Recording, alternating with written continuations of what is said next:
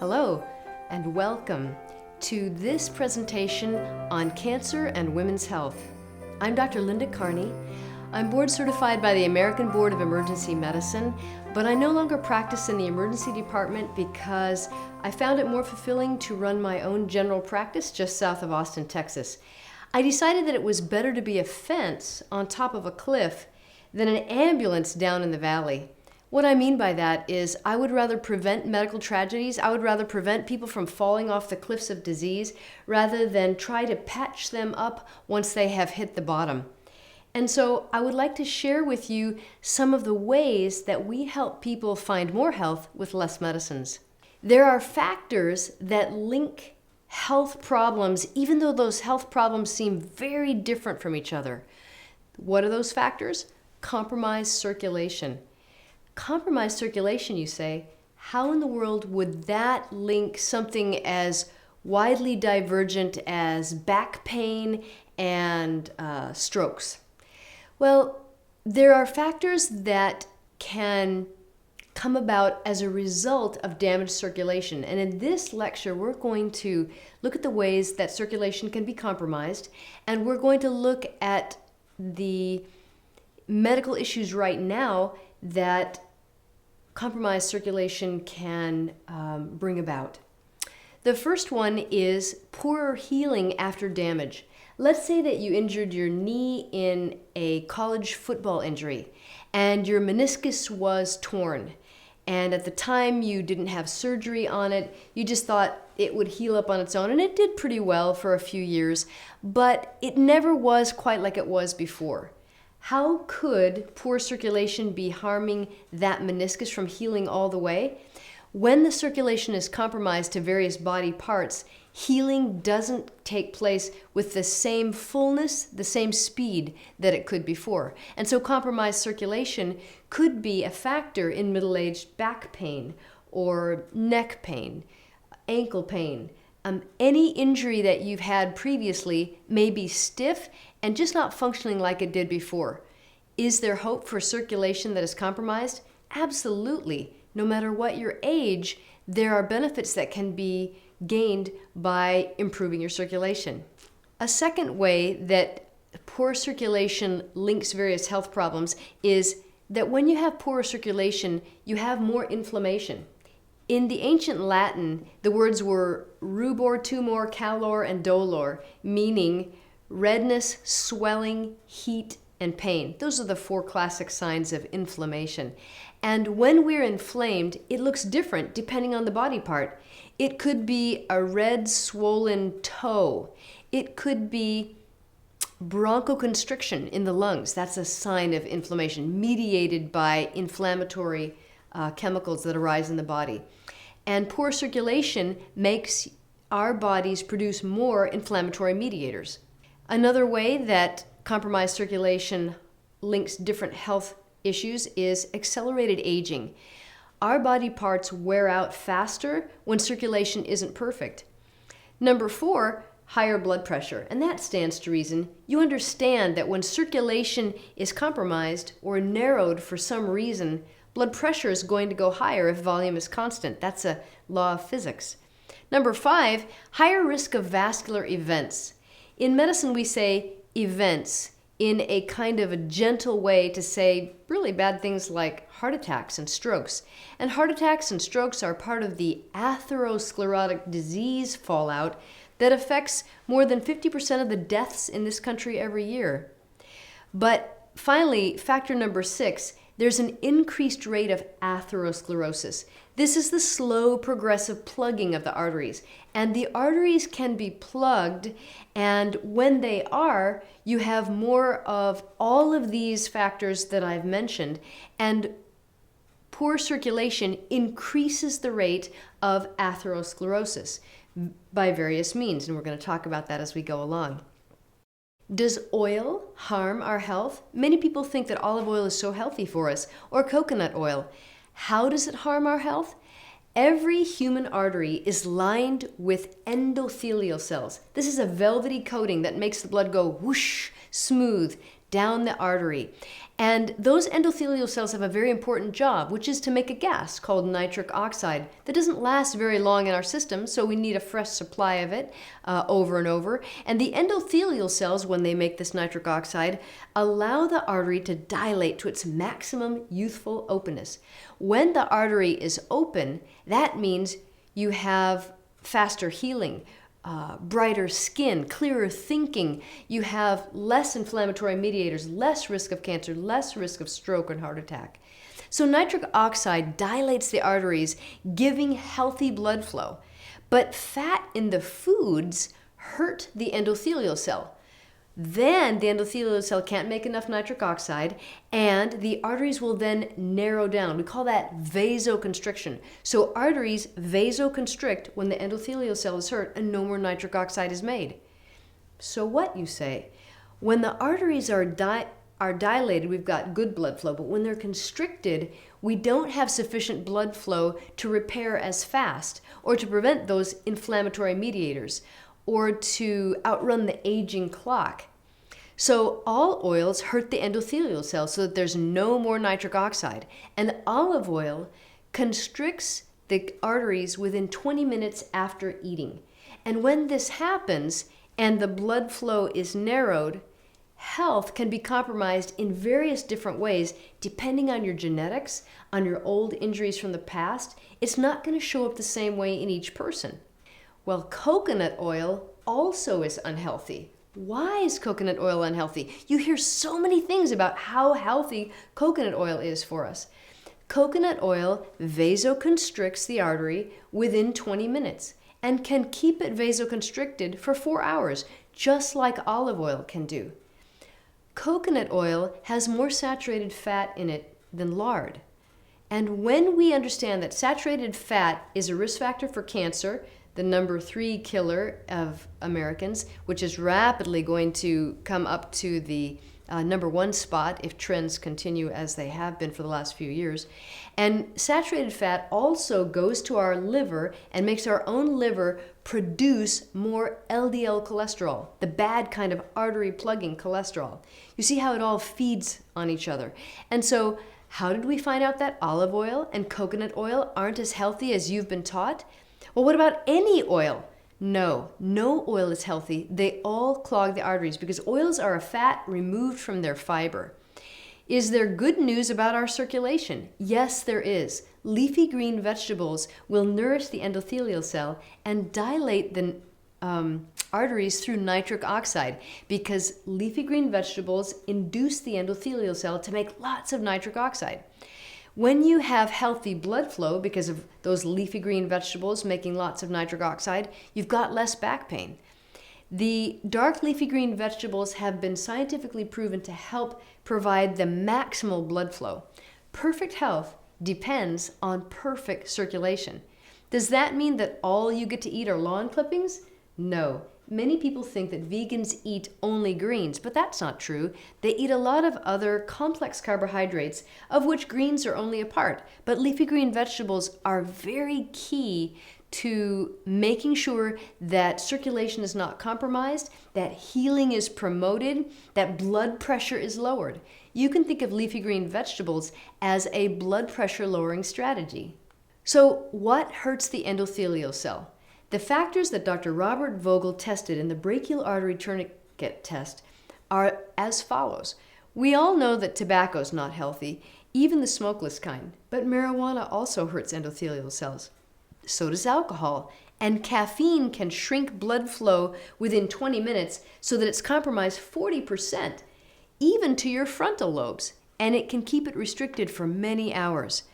Cholesterol also restricts the arteries and compromises blood flow.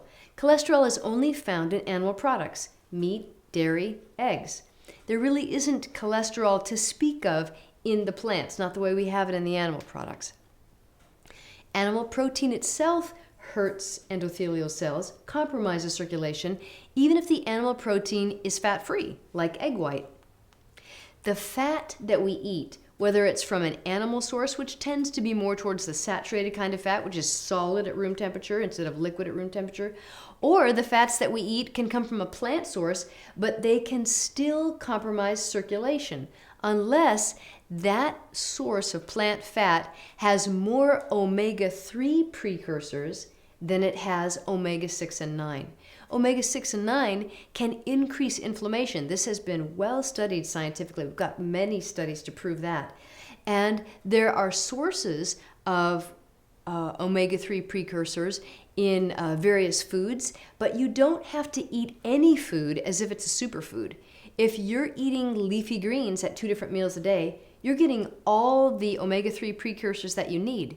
If you're eating leafy green vegetables at least 2 different meals a day, you're getting all the protein that you need if you're getting sufficient calories, which means that you have to eat more than just leafy greens, but omega-3 precursors, protein, all the calcium you need if you're getting leafy green vegetables in at 2 different meals a day, and all the iron that you need can be supplied by eating leafy green vegetables at 2 different meals a day. The other factors include concentrated sweeteners. Concentrated sweeteners also hurt the endothelial cell, even if they're plant-based, such as maple syrup or agave, which comes from cactus. There is no protein deficiency in the United States in people who are getting sufficient calories. We're not needing as much protein as we've been told to believe. In fact, human breast milk has less than 5% of its calories supplied by protein. And that's at a time when the human is growing at their most rapid of the whole lifespan. It's a myth that protein comes only from animal products. There's plenty of protein in most plants. Not all plants have the same degree of protein as others. Eating beans, greens, squash, and yams as categories for breakfast will supply all the protein that you need. And then if you're still hungry, you can eat intact whole grains like quinoa or brown rice. Spinach is 51% protein by calorie count, and the plants have more protein per calorie than the meats and dairy products do. Leafy green vegetables have all the iron, calcium, protein, and omega-3 precursors that we need. How did we find this out? Well, I was fortunate enough to be hired by Rip Esselstyn, who is from Austin, Texas now, and he leads the Engine 2 Immersion. What is the Engine 2 Immersion? It's a fantastic program wherein Whole Foods Market flew in their sickest employees to Austin previously when the Engine 2 Immersion was held here in Austin, and I was fortunate enough to be the medical director at that time, and now to other places in the country, beautiful resorts. And these are the Whole Food Market employees who want very much to take their health destiny into their own hands. Some of them have big challenges such as high cholesterol, cancer, or they're HIV positive, or they have asthma or diabetes, high blood pressure, and they would like to get off these medicines if there were a way found for that to be possible and still keep them safe medically. These people average about 100 participants in the group, and as part of a group, they encourage each other to eat this diet of whole, unprocessed, plant-based foods. Breakfast, lunch, and dinner, all you can eat in a buffet style. And they loved the food. Were we exercising them 8 hours a day? No, it was a peaceful, serene setting. We had classroom, we had walks, but the classroom took up about 8 hours a day with food cooking demonstrations and lectures to help people understand the science behind why a diet without meat, dairy, eggs, and oil could help them lose the most weight, lower their blood pressure naturally, some of them to the point of getting off medicines, reverse their type 2 diabetes, and prevent cancer, stroke, and heart attack risks at the same level that most other Americans are at risk for. We had wonderful lecturers come to the Engine 2 Immersion when I was the medical director. Dr. T. Colin Campbell, PhD, a nutritional biochemist from Cornell University who wrote a fantastic book called The China Study, and you may remember him from the movie Forks Over Knives. Also, Rip Esselstyn's famous father, Dr. Caldwell Esselstyn Jr., MD. He was a glandular surgeon at Cleveland Clinic, a Bronze Star winner in Vietnam, and an Olympic gold medalist in the 1956 rowing competition. And these men are very credible because of the research that they have done and the studies that they have published.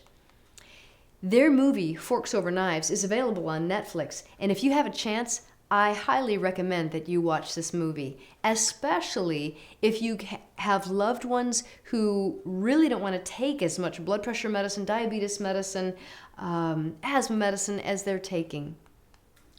My hardworking staff measures the blood pressures, the weights, draws the blood, and if you would calculate an ideal week, it wasn't always Monday through Friday for the immersion week, but on the Mondays and the Fridays, they would draw the blood, and we would see cholesterols come down 100 points in 5 days. The average was lower than the people who dropped the most because we had a wide variety of people. Some of them were healthy employees who were healthy eating specialists at Whole Foods markets.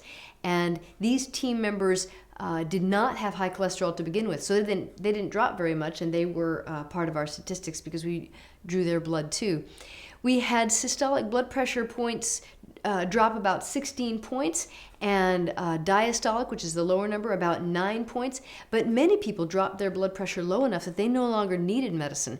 In fact, I had the happy privilege as medical director at that time to take people off their medications lest their blood pressure or blood sugar go too low. Weight averaged almost 4 pounds over the week, eating all that they could eat, about a pound a day. And the wonderful thing was, people's carpal tunnel symptoms would go away. Their rotator cuff symptoms wouldn't hurt anymore. The asthma would clear up. The allergies were lessened. Their back pain went away. There was a spring in their step. They enjoyed the food. They never went hungry. They understood the science of the lectures. They were in a group setting, so it made it easier. They didn't feel so all alone. And this was something that the participants grew to love. Not only the food, but the fact that they became what Dr. Esselstyn calls the locus of control. The power was in their hands to protect their health for the future. The exercise sessions were voluntary. They were about an hour a day, and they were run by professional trainers, many who have trained world-class athletes and Hollywood stars. The recipes were delicious, and you can find them at www.engine2diet.com, and the book by the same name, written by Rip Esselstyn. He has since written other books that are fantastic. I highly recommend them. His famous mother and sister are excellent cooks also, just like Rip is, and they have written a new cookbook that is also worth checking out. At the Engine 2 immersion, we had talent shows, we had activity nights, there was laughter and fun bonding experiences, and people felt that it was almost a camp-like setting, and this encouraged them to realize that they could take this home with them. It wasn't just that we were cooking for them there, it was that they learned how to cook it for themselves. But you say, I don't work at Whole Foods markets. How can I experience some of the same benefits that they did? Well, the Engine 2 immersion has been open to the public, and you can contact engine2diet.com for more information. At my office, you can watch some of the same lectures that were shown in previous years to other participants, and you can watch them for free. We have a whole room set up for education. And my website is there, www.allmedphysicians.com, and you can learn some of the information at www.drcarney.com, drcarney.com. Dr. Esselstyn's wife, Anne, gives demonstrations of what sort of foods have ingredients that you need to watch out for and avoid, and what sorts of foods will build your health. And her lectures are always very popular as she brings her vibrance and delightful sense of humor to her presentations. We now turn our attention to women's health and cancer. There is a link between the factors that could cause heavy bleeding in a woman and the factors that could cause cancer in a woman or in a man. What is that link? That link is too much estrogen. Am I talking simply about estrogen from pills? No, actually, I'm talking about the estrogen that the bodies of men and women make every day. Estrogen promotes cell growth. It's a hormone, and growth is good if you're a baby. Without estrogen, no fetus would grow, and the plush lining of the uterus wouldn't grow every month to be shed out in a woman's regular monthly cycle. However, overgrowth is not good if you're a cell lining that uterus and creating excess bleeding. Way too much overgrowth of cells is defined as cancer, and the cancers in both males and females can be fueled by estrogen depending on what type of the body it's in, what part of the body it's in. Estrogen can be thought of like lawn fertilizer. Estrogen promotes cell growth, and in that way, estrogen is like lawn fertilizer, making cells grow as if those cells were like the lawn. Too much estrogen promotes too much growth, and overgrowth of cells out of control is cancer. Cancer starts in our genes, but many people believe that they are destined to have cancer if it's in their family, and nothing that they eat or drink can change that. But I have good news for you. Even though animal protein does damage our DNA, and that damage occurs very young in life, from birth to age 5, if we're fed animal protein at that time in our life, we don't have to express those genes that have been programmed to create cancer. That's the good news. Gene expression can be turned on and off by the amount of animal protein in the diet. This is the focus of some early research by Dr. T. Colin Campbell, PhD from Cornell University, who wrote the fascinating book, The China Study, a book I highly recommend, especially if there's cancer in your family or if you'd like to know the very best way to prevent cancer in your future. In that book, we learn that casein, a molecule found in cow's milk, turned on gene expression so that cancer came, and when the casein was restricted, the cancer genes were turned off and cancers melted away as if they had undergone surgery, chemo, or radiation. The DNA of a child is not wound up tight like a ball of rubber bands, like the DNA of an adult is. The DNA of an adult has its defenses tight so that if a hit comes, that DNA is tightly wound and can defend against that hit or that damage to the DNA, which could cause a future cancer. But the DNA of a child is half unwound. In fact, if you stretched it out, it'd be the length of a football field or more. The cancer genes can be damaged more in the child because the DNA is unwound. The transcriptases have to get in there, copy the DNA, make a new cell. Transcriptases get in again, copy the DNA again, make another cell. Because the cells are dividing rapidly, because childhood is a time of rapid cell growth and division. The animal proteins are made up preponderantly of amino acids that are higher in sulfur content, such as cysteine, methionine. Sulfur in the amino acids of animal proteins causes an excess of sulfuric acid to form in our bloodstream.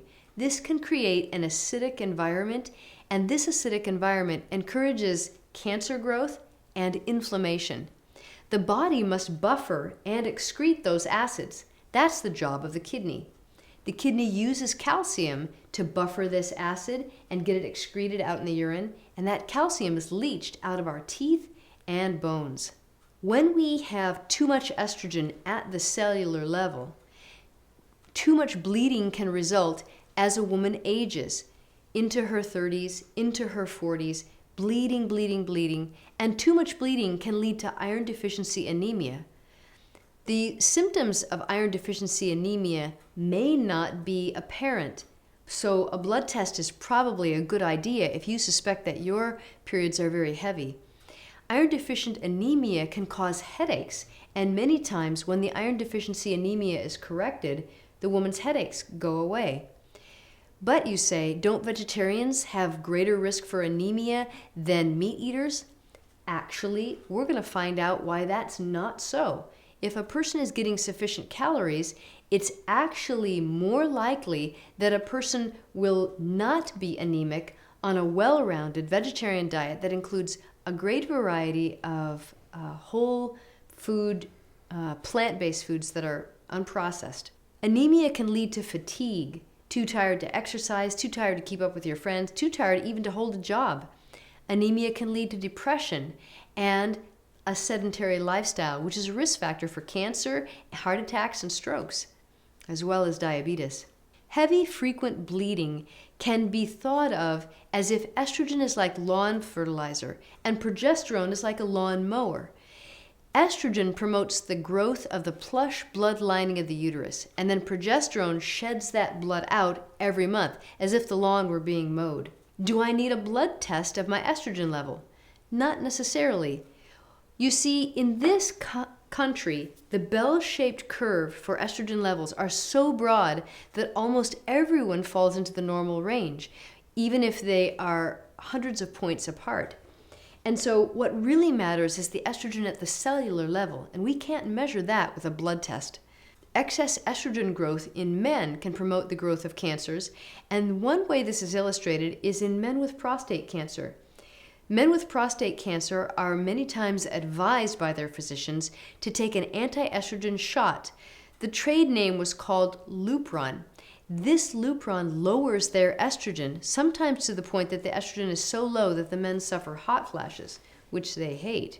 Excessive amounts of estrogen at the cellular level can cause many types of cancer, not just the glandular ones that you would expect, such as ovary, uterus, mammary glands, or prostate gland.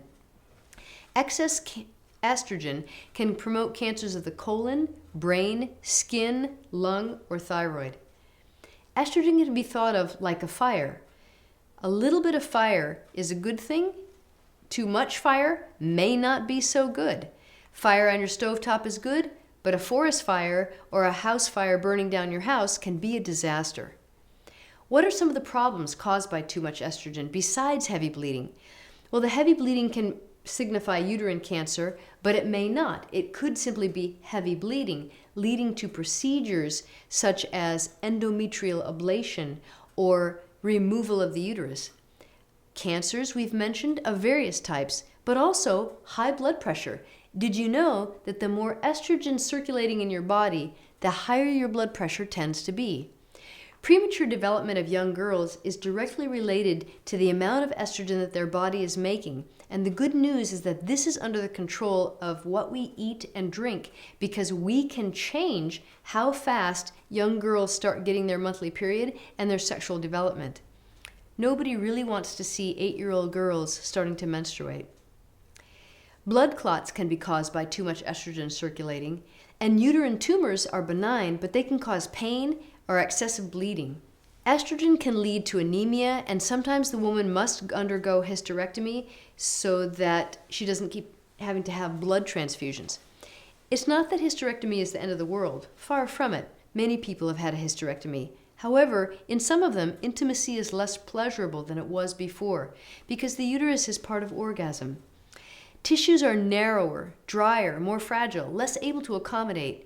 The lack of uterine secretions flowing through from the uterus to cleanse the birth canal could mean that in some women, infections are more common and the vaginal tract gets colonized by bacteria, especially if the person is eating meat, eggs, other bacteria-filled products, which migrate over from the colon and rectum. Hysterectomy can be expensive, painful, and cause time lost from work. Increased estrogen can promote pelvic pain from other causes too. Ovarian cysts can be caused by excess estrogen.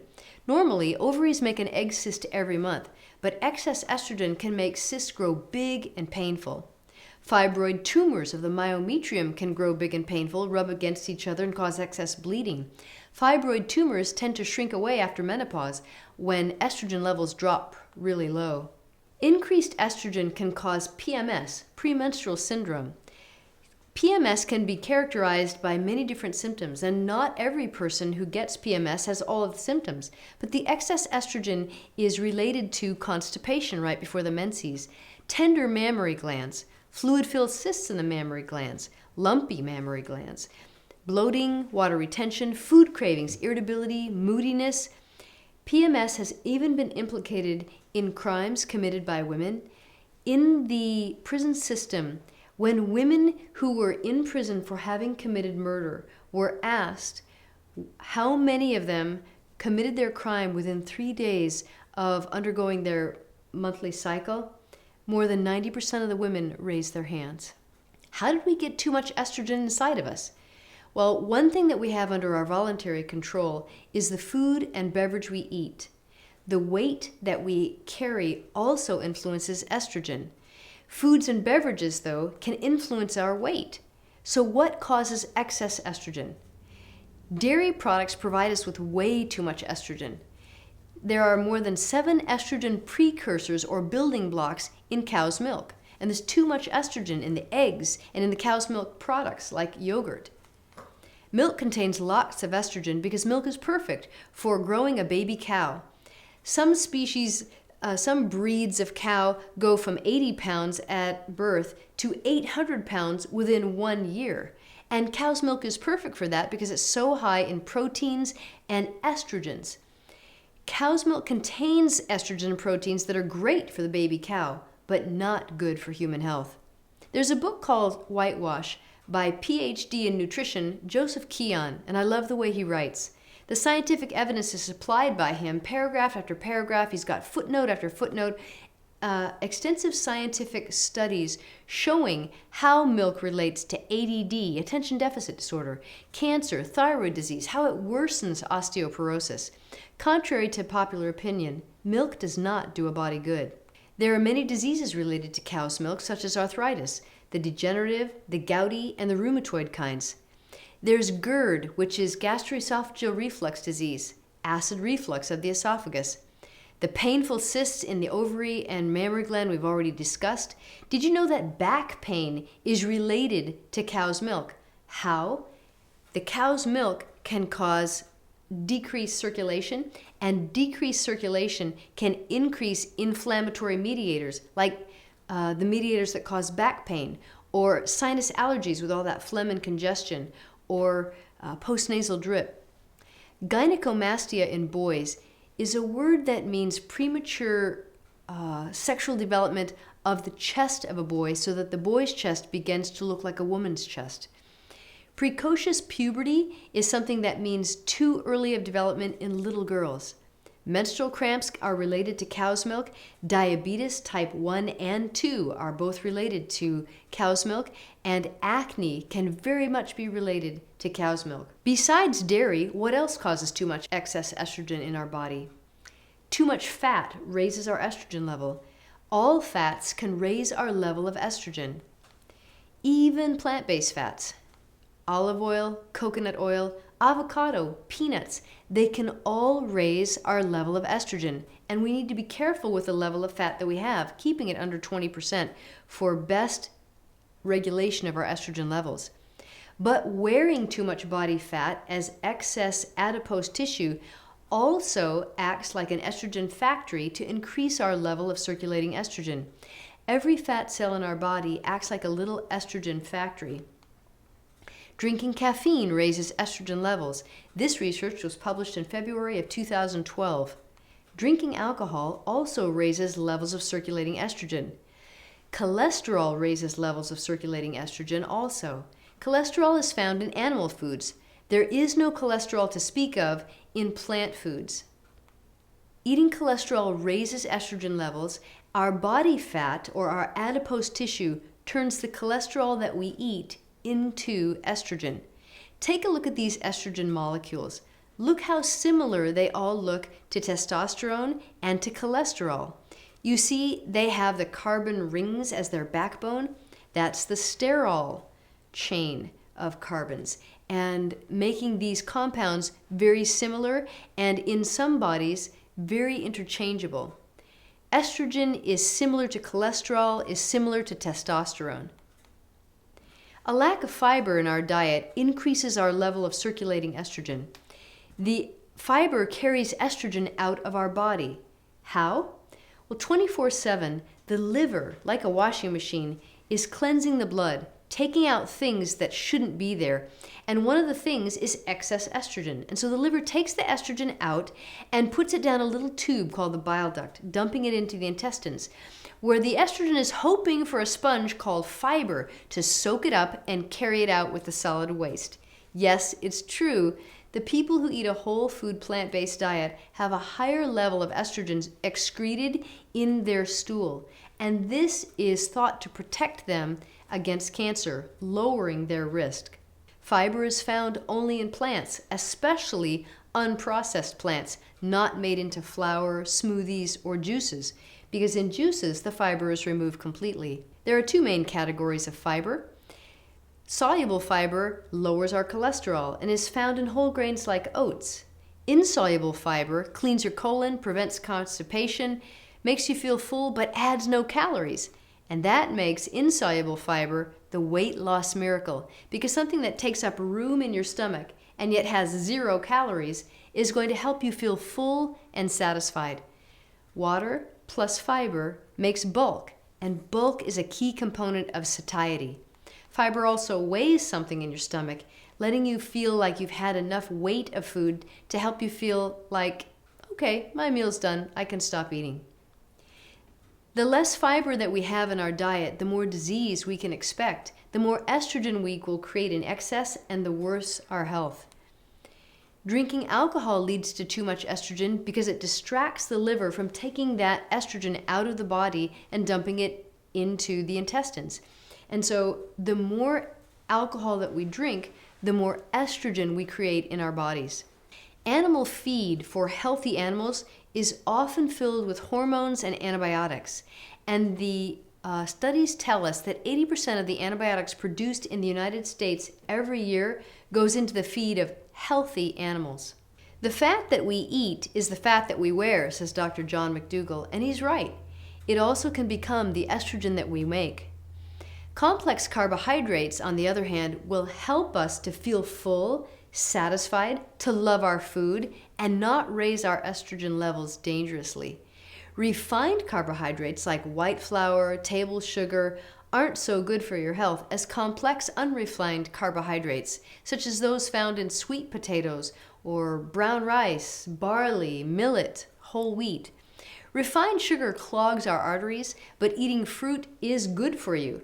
Fruit can be frozen or fresh and be very, very good for your health. Dr. Neil Barnard has written a book called Breaking the Food Seduction, and I highly recommend this book if you feel like you could never give up chicken or cheese or scrambled eggs, because these foods are actually addicting, hitting our pleasure center. And some of us are born with a deficiency of dopamine and serotonin. It's as if we're just prone to a chemical imbalance in our brain. And Dr. Neil Barnard has taught us in this book that eating a high fiber breakfast, such as would be found in these categories of food, beans, greens, squash, and yams for breakfast, will help to stabilize your internal blood sugar levels, stabilize your estrogen levels, and fight disease while fighting cravings, making you feel full and satisfied for hours. The standard American diet can be abbreviated SAD, and it definitely raises estrogen levels, causing epidemics of cancer in this country. The meat, dairy, and oil that we eat make the fat that we wear, which could lead to excessive estrogen levels. We've got the freedom to choose. And I want you to understand that when you make healthy food choices from whole food, plant-based menu items, you're taking your health into your hands, and nobody needs to judge you for what you eat. You can get all the protein that you need from a plant-based diet. When I gave up oil, even after I had been vegan, but still had my asthma, but when I gave up oil, then I was no longer experiencing the asthma symptoms. And if I want the wheezing to return, and of course I say that tongue-in-cheek because nobody wants the wheezing and the mucus to return, but if I want it to return, all I have to do is eat too much fat, even plant-based fat.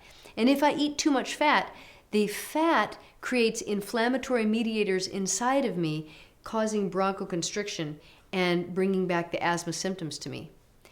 There are 3 steps that we all need to learn how to make a strong finish.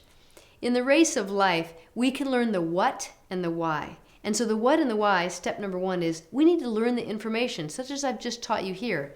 Please check out Starch-Smart.com for easy ways to learn this information through blogs and discussion forums, recipe sharing.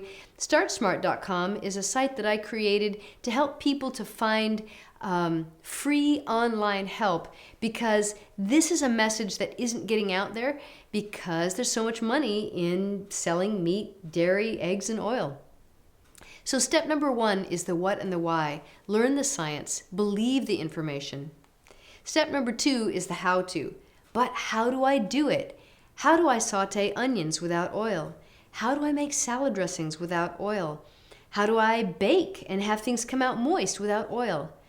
I hope you'll check out the other video offerings on this website, because we've got practical instruction on many of the other DVDs and videos that we have that will help you to understand the practical how-to.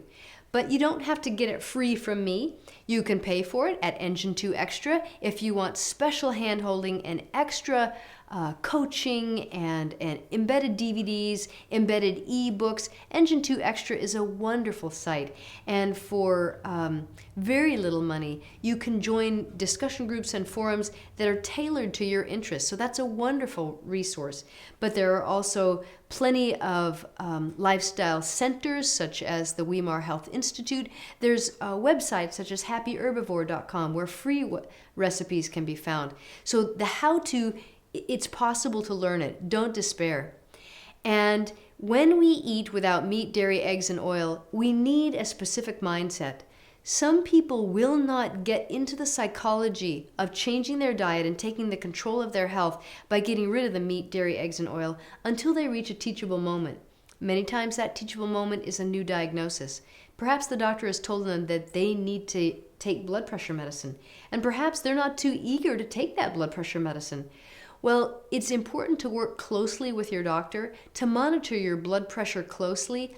There are numbers above which arteries start to be harmed, and those blood pressure numbers can be blood pressures above 120 and above 80 can start to harm the delicate endothelial lining. But that doesn't mean that everybody with a blood pressure over 120 or over 80 for the bottom number need to take medicine. When they understand that certain foods eaten for breakfast at the beginning of the day can be as effective as a blood pressure medicine taken during the day, they understand that their blood pressure can be lowered without medication.